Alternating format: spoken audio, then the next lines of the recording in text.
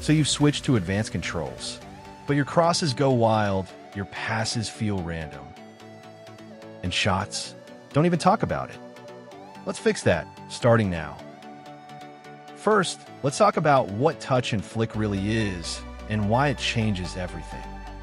It's a control style that lets you swipe, instead of pressing, to perform passes, crosses, and shots.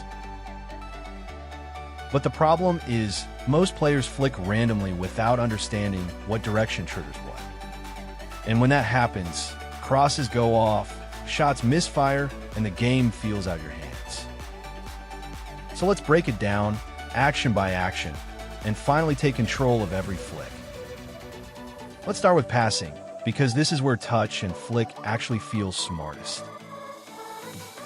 To make a standard pass, swipe directly at your teammate. The length of your swipe controls the power. Long flicks for driven plays, short ones for quick passes. And remember, it's not just direction, it's also timing. The ball must be in control before you flick, or it'll go wrong. Up next, crossing. Easily one of the most misunderstood moves in touch and flick. If you're still guessing, you're already losing.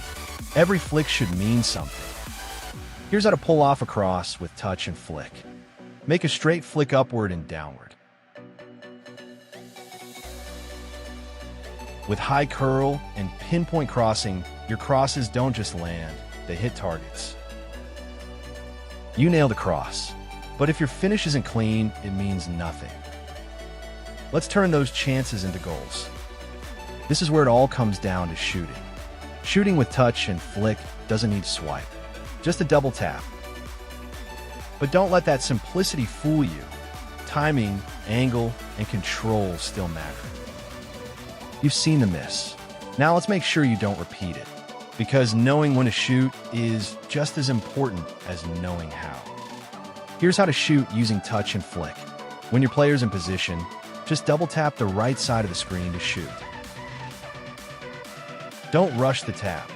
Wait until your player has the ball fully under control. When you time it right, the shot is clean, accurate, and almost unstoppable.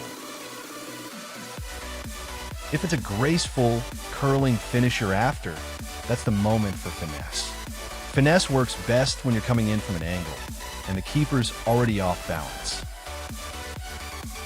To finesse, double tap, then instantly drag down to curve the ball.